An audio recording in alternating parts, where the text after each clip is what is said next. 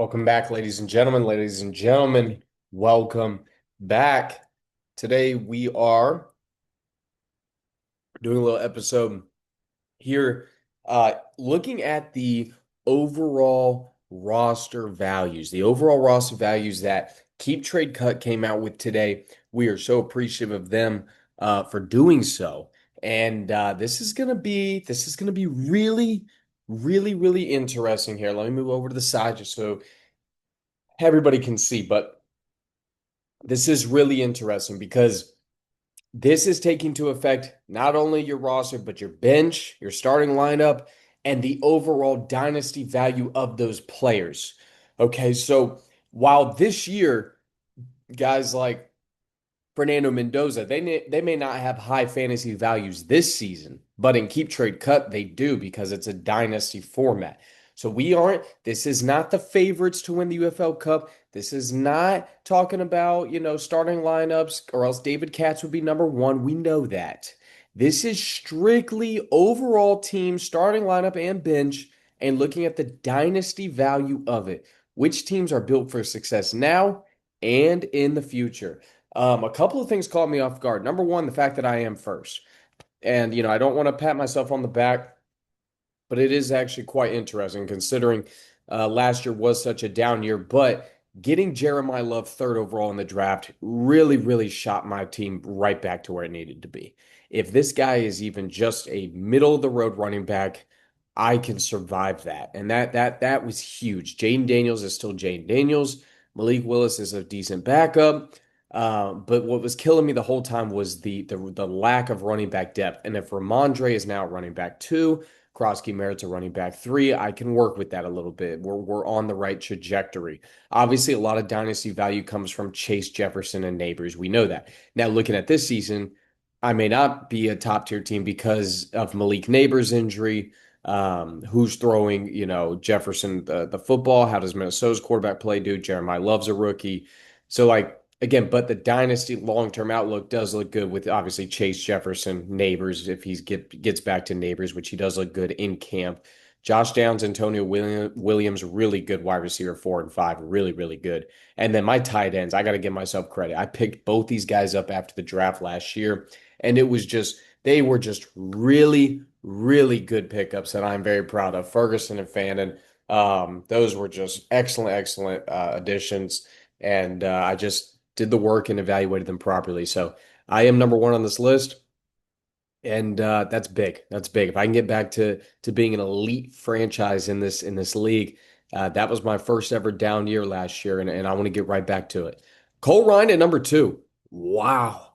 I mean, we knew this guy was going to be able to compete this year, but to know that he has the long-term value as well is special. Sam Darnold and Kyler Murray were both almost identical in their quarterback long-term values. Obviously, Darnold's valued a lot higher financially, but both are super cheap compared to other quarterbacks in this league and the output that Cole Ryan's getting. That's why he has the second most cap space.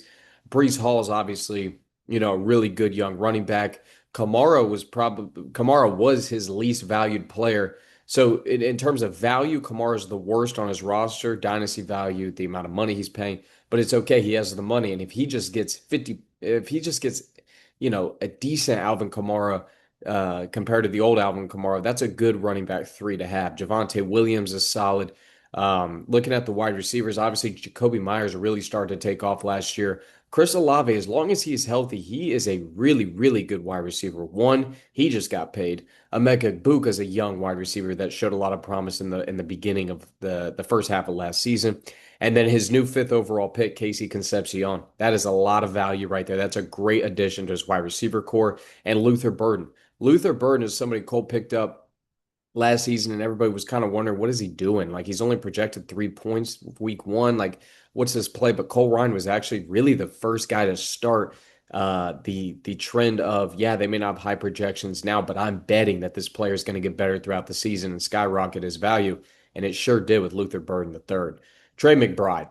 I mean, he's a 99 overall man. That's all I'm going to say. He's spectacular. He's a spectacular player. And that's where most of Cole Ryan's value is coming from. And Tucker Kraft, like another great tight end. This team is deep. Every position group is deep. It literally is going to come down to Sam Darnold and Kyler Murray. Can they just be a decent quarterback for Cole Ryan? And he is in the playoffs. And then long term, this is a really special team that he has built. He's really taken this serious the last 2 years, and it's paid off. Um, okay, so get that out of the way. My goodness, how do I get that off? Okay, now we're going to Trent. So let's look at Trent here. Trent's third. Now Trent is the first team in terms of if you look at the top of the top elite teams in terms of this season. Okay, David Katz is one, Trent's probably two, and Chase Irvin's three. Trent's the first team that comes off the board in terms of also dynasty value and overall team value. David's got a great starting lineup. Trent's got a deep bench. And David got very lucky with not a lot of injuries last season. If that is the case this season, Trent has the bench to outlast him. Trent's got depth. He's got star power with Herbert, James Cook, a young Ted McMillan. I mean, this team, man, his quarterback play is spectacular. He is now in a scenario following David Katz from last year that if his guy Justin Herbert goes out, he's got Baker Mayfield ready to roll. Okay. James Cook, that's elite. He's an elite running back. He's one of the best in the business. Okay. And also being one of the best in the business at only 11 million when somebody like Devin who has to pay 20 or 19 for Barkley McCaffrey, like that's really, really good value. Pollard, you're not getting a lot of dynasty value there, but he's a good RB3 to have. Chase Brown, that's really solid dynasty value. Devontae Smith is now the wide receiver one in Philadelphia at only 25 million for a wide receiver one. Are you kidding me? Ted McMillan, boom, there's a lot of value. Zay Flowers is cheap. That's a lot of value. Rashee Rice is cheap. That's a lot of value. Chris Bell, Trent just picked up after the draft, wasn't even drafted. He was originally mocked to go in the first round. He wasn't even drafted.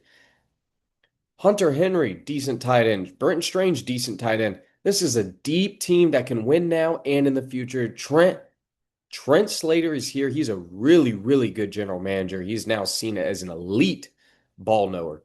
Chase Irvin, man. And of course, why does that happen? Okay. Well, don't pay attention to that.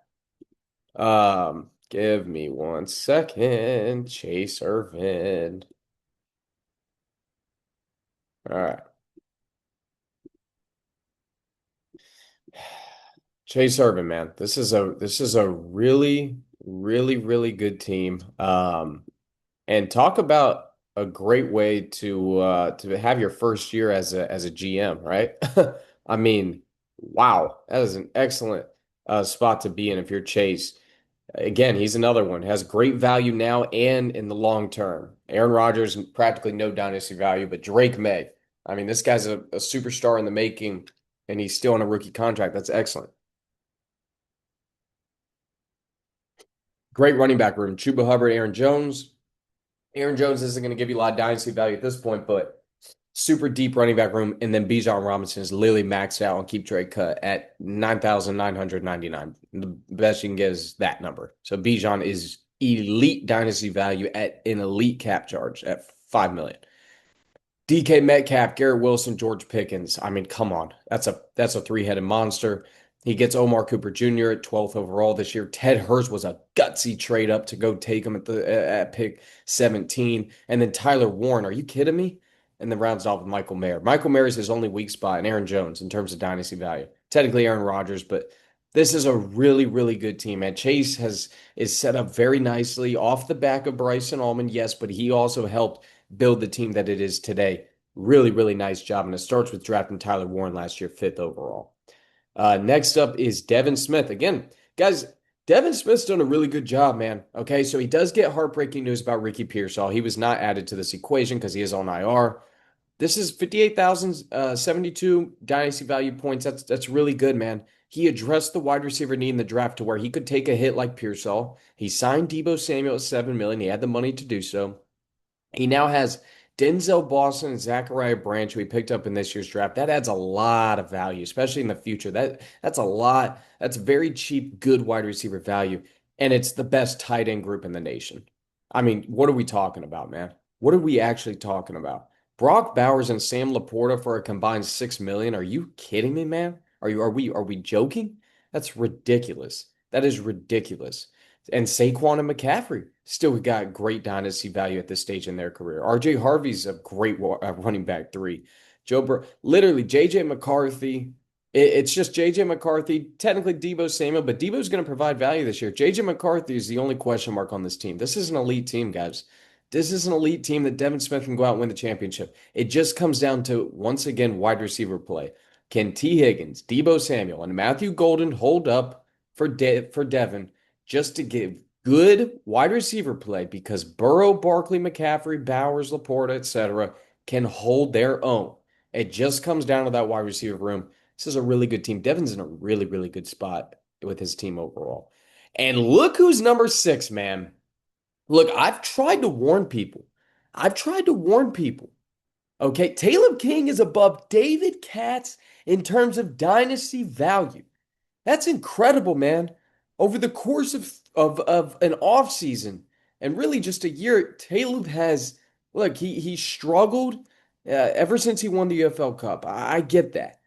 But man, over the last 2 years, he's really put in the time. He's put in the work through trades, through signings, through drafts to get to the point where he is today. Jackson Dart, $4 million and great dynasty value. He's only in his second year and he's a starting quarterback on this team. Shador, that's decent dynasty value, nothing special. And then this right here, this running back rooms in terms of dynasty value, there's nobody better. In terms of long-term outlook, you are getting the number 1 overall pick and the number 2 overall pick in last year's UFL draft on the same team. Come on. Ashton Jenney and Amarion Hampton. That is disgusting. That's disgusting. Ashton Jenney's got both of them just got crazy dynasty value. And then, oh, by the way, Taleb signed Kyle Monungai last year, which was a steal. Jalen Waddle, he's still a good wide receiver, man. Let's see how he does in Denver. Mike Evans is still decent. He's still decent in terms of value. And for 14 million, Taleb just traded for him. So now he also has a win now aspect to his team. He drafts Mekhi Lemon second overall. That's a lot of value right there. Xavier Worthy's still young and cheap. Doesn't look like he's going to amount to anything crazy, but as a wide receiver 4, come on. Jacoby Lane's decent. Hawkinson's older. I get that. And then Kenyon Siddiqui drafted 9th overall. Guys, Taleb King's here. He's at least competitive to the point we do not refer to Taleb as a rebuilding team anymore. Taleb King is here. He is going to compete for a playoff spot, a wild card spot. I guarantee it. Up next, David Katz. I mean, look, David Katz can just look at this whole thing. This is all fun and games. He can just give you the old bird because he's made 2 straight UFL Cups and he doesn't give a fuck what dynasty value he's got because David's trying to win. David's trying to win now. So, yeah, he may be 7th on this list, but he's number 1 going into the season. That starting lineup he has is disgusting. The best starting lineup I've seen, honestly, all time, in terms of how difficult it is to build what he's built in the new salary cap era in this league. Lamar, Derrick Henry, Jahmyr Gibbs, JSN, Nico Collins, Jordan Addison, or Dallas Goedert. That's unreal. The only reason David gets a knock is Tyler Huntley, but I like what David's doing. This is a loophole because when Lamar Jackson goes on bye, that means Tyler Huntley also goes on bye, which means David is allowed to go over the salary cap on a bye week to pick up a quarterback. That is allowed. It's a loophole in the rules, and he's playing it nicely. It's going to hurt his dynasty value, but I like what he's doing. Jalen Noel, that's good value. That's a great wide receiver 4. Where he does get hurt is Andre Yoshivas at the wide receiver 5. Dallas Goedert's getting a little bit up there in age, but he's still very serviceable this year. And Jatavion Sanders at the tight end too isn't going to cut it. So yeah, David is lacking depth. The cap hurt him this year. He doesn't have Baker Mayfield, doesn't have Chiga Conquo.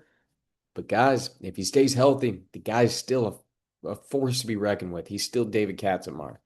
Number 8, Will Daniel. I mean, this isn't surprising. This isn't surprising.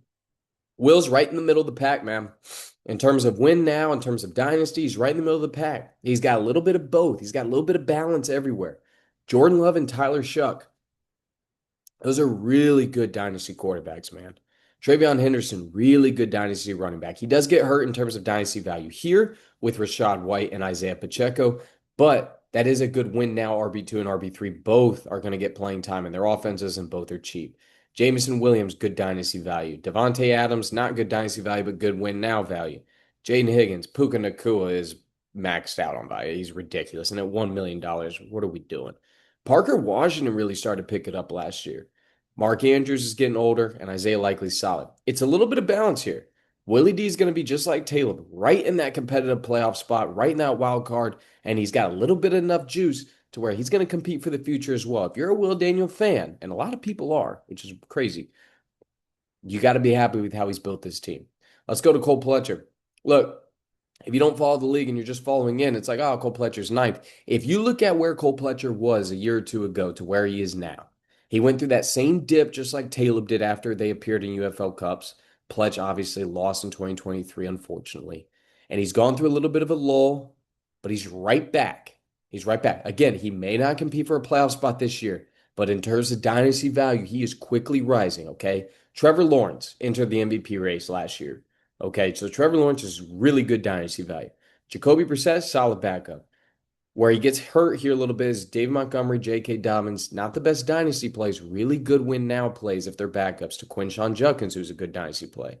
He drafted him ninth overall last year.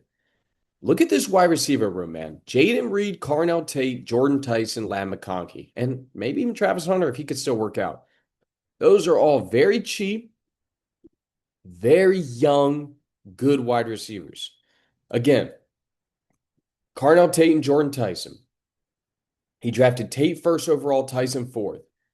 Pletch may not go out and make a playoff berth this year, but that for the future, Cole Pletcher could be a problem, guys. He's slowly building this thing back up. Jake Ferguson, solid tight end. Max Clare's a young guy. I don't hate what Cole Pletcher's doing at all. I really don't. I know fans of his and himself were a little bit bummed out on draft night when he couldn't get Jeremiah Love. But I really like what Pletcher's doing, man. He's getting right back to it. He's getting right back to this. Let's look at Andrew Stiffel. I mean, he's still here.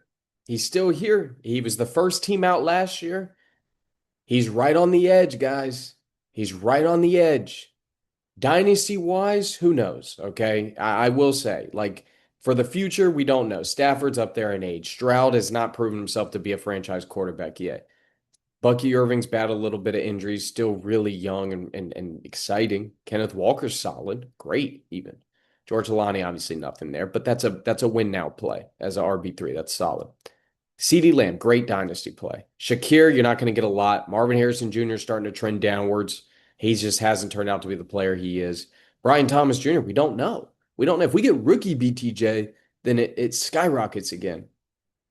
Deshaun Stribling, he was only a 3,500 valued player in keep trade cut. Pearsall's hurt now for the season. Wouldn't be surprised if Stribling moves up to that 4,000 range. Travis Kelce, win now play. Obviously, not a lot of dynasty value. And I love the Eli Stowers pick. I love it in the second round. Andrew's kind of like Will. And again, ironically, Andrew finished eighth last year. Will finished ninth. First two teams out. Both got a good amount of balance, man. He's going to be right in this thing. They're right in there around that same range. Look, anything that's separated between 2,000 to 3,000 points isn't a whole lot. The difference between a Will and an Andrew isn't a lot. So don't pay too much of attention to those rankings. We're kind of tearing them off. So I would say, Cole Wagner, Cole Ryan, and Trent, boom, they're built for now and the future. You got your Devons, Talebs, Davids, really, really good teams. One or two drop-offs. Same thing with Will and Andrew, really good teams. A little bit of drop-off. Pletcher's rising. Let's look at Owen. Let's look at Owen Stiffel, man. I mean, obviously the Ashton Jennings trade really, really hurt him. There's no doubt about it. But it's okay. He's got Brock Purdy, who has shown a lot of promise in his career. He's still a good quarterback. So let's see here. Cam Ward drafted him in the first round, late first round last year. That's a lot of dynasty value. Jonathan Taylor's probably the best running back in football. Rico Dowdle, decent RB2. Tajay, decent RB3. He kind of does the Will Daniel route here. Not great dynasty plays, but good win now plays. Alec Pierce. What if Alec Pierce pops off, man? Wandale Robinson's in a new team. Juwan Jennings, not great. Drake London, elite wide receiver one. Chris Brazzell, the second, is out for the season. That really hurts him. Brazzell was not included in this equation. It would have definitely been more value than Leggett. And then Colston Lovin, that was a fantastic pick last year with A.J. Barner. Owen, kind of a little bit of balance. A little bit of balance here. I don't love everything he's done, but he's got two straight playoff appearances, two straight exits. And that's what this is showing. He's good enough to get right around that hunt, and we'll see how he does down the line to make sure he keeps getting better. Let's look at Mason Waller, 12th. After Mason Waller is where I see teams that are probably just not going to make the playoffs. But look at Mason, man. He's valued 12th here. It doesn't fucking matter if you make the semifinals. This dude made the semifinals last year. At the end of the day, you're trying to win now. Everybody's trying to win now. This is just showing how well you're also set up for the future. Here's the thing about Mason Waller's team, man. No, he does not have a straight up superstar. Caleb Williams may be that guy, so get ready. He doesn't have a straight up superstar. AJ Brown isn't the player he used to be. Still really good, just not the elite superstar he used to be. But Mason's team is deep, man. And this is what Mason believes in as an owner. He doesn't believe in one guy gets all the attention, the fandom, whatever. He believes in a team. And that team got him to the semifinals last year. Look, this list doesn't exactly matter at all, really. I'm first on this list. I went fucking 5-9 last year. Mason Waller made the semifinals. So again, doesn't matter. It's just kind of giving you a glimpse of how teams have been built for possibly the future. Jared Goff may not have a lot of dynasty value. It's a hell of a fucking quarterback to have. Caleb Williams, superstar, man. Unbelievable. Great draft pick by Mason 2 years ago. Got some flack. Caleb Williams did after his rookie year. He bounced back with a great season last year. Just has to get that completion percentage up, make some smarter decisions. And this guy's a superstar. Travis Etienne's on a new team. Is he ready to be an RB1, a top 10 running back in football? We'll see. Jonathan Brooks has a lot of dynasty value. He was over a 4,000 point player. I thought this was a really good pick by Mason. Woody Marks, good when playing. AJ Brown used to have elite value, now probably just good value. Same thing with Michael Pittman Jr., solid player. Christian Watson, good value. He was over, I think, 4,400 points. This is a really good player. Rome Odunze, really, really good player. Jalen Coker, man, this is deep. Mason can afford injuries. He can afford bye weeks. He's built for it, man. He's maxed out his cap. Chig Okonkwo, decent dynasty value, nothing great. Dalton Kincaid, great dynasty value. This is a good team. Mason's right in that hunt, and now we see a drop off. So let's look at Jared. Let's look at Jared. This is where I start to see these last four teams. I see no shot in making the playoffs, and I hate to be that guy. I see no shot in these last four, and that's okay. Jared Snyder has not had his worst season so far was last year, 6-8. I mean, yeah, it's not great, but it's not bad. He's not seen as laughable. His three draft picks, I thought were really good in the grand scheme of things. The thing that's going to kill him most is the wide receiver position. He does not address it. He doesn't seem to care about it. He showed that on draft night. He took Jadarian Price, 6th overall, which is great dynasty value, by the way. I actually really kind of like the play now the more I look at it. His running back room is elite in terms of dynasty value. A-Chain, Price, and Tutton, that's fantastic. Prescott, you got your aging but good quarterback, and then you got your dynasty play in Mendoza. I love that. Quarterback and running back, I love. Wide receiver is where he takes the biggest hit because that tight end group is awesome as well. Pitts and Gadsden. That's great dynasty. He loses all of his value at the wide receiver position. Godwin, battling injuries, good draft pick. Win now, second round pick. I'm fine with that. Not going to give you a lot of value. Same thing with Trey Tucker, Trey Harris, Adonai Mitchell, Tyreek Hill has no value left. I don't think he'll play football again. I was shocked Jared kept him. I think he was just trying to chase his losses almost because he traded a 9th overall pick for him last year, which, by the way, was a good trade at the time. I didn't hate it at all. I thought it was a great move. It just sucks that it worked out that way. So, again, Jared's not going to make the playoffs this year due to the wide receiver position unless he addresses it. But if he addresses it next year, the way Cole Pletcher has this offseason, then he's right back in the middle of things. But this is where I start to see the drop off right here. This is where teams, Evan, now Brandon's trending upwards with what he's doing. So Brandon's next. Brandon's trending upwards because he just completely overhauled his entire roster this year. Jalen Hurts and Bo Nix, that's a beautiful dynasty QB room. Kyron Williams, very good. Jonah Coleman, great pick, I thought, for dynasty value. Katron Allen, we'll see. That was gutsy. Amon-Ra St. Brown, elite wide receiver. Romeo Dobbs is your wide receiver too. Isn't the best, but at 17 million, it's good value. Cooper Kupp, it hurts a little bit. Quentin Johnson, decent. Jeremy Bernard, we'll see. Dalton Schultz, David Njoku, So look, but he's rebuilding. He's rebuilding. He's not planning to make the playoffs this year. He's trying to just get the old guys out and get some new blood in there. saying goodbye to the Alvin Kamaras, saying hello to the Jonah Colemans. That's what Brandon's doing this year. It's a reset. These are the only two teams I disagree with. I don't disagree. I just they're not set up for now or the future. Brandon could be set up for the future. Jared is getting to the future. Evan is not built for now or the future. Josh Allen, great. Bryce Young, good. Swift, Scadaboo, Corum, I don't mind that at all. I like what we're doing here. Here is where we get rough. Terry McLaurin, that's fine. DJ Moore, just knowing he had Nico Collins, it hurts. It hurts. But nonetheless, here we go. DJ Moore, that's decent. This is what hurts. Turpin, McMillan, Malik Washington, you're getting no dynasty value out of them. K. Dotton, and Tunge is nothing. So I don't see Evan. He's got to switch up some things, man. Great guy and good owner in the past. Just hasn't really cared a whole lot lately, and it shows. This league will reflect how much you put into it. You get out what you put in. But we love Evan, man. He's a fantastic person, human being, and we love having him in this league. His roster just isn't the best. DJ, DJ's just old. And I don't mind the Mike Evans trade because he gets 2 seconds and he gets that, he's getting it out and he's trying to get younger, and I don't mind it at all. I think he should do more of that. Mahomes, good dynasty value. We'll see how he recovers from that knee. Geno Smith, you're getting nothing there. Josh Jacobs, Gainwell, Jalen Warren, that's solid. There's nothing wrong with that. Probably getting a little too old in the running back room, but that's okay. Wide receiver room was really old with Sutton, Mike Evans. He gets Mike out, but Sutton, decent, good value. Shaheed, not terrible. Michael Wilson, I like that. That could be good. He brings in Kayshon Boutte. We'll see. Chamari Dike. George Kittle's getting older. Dulcich.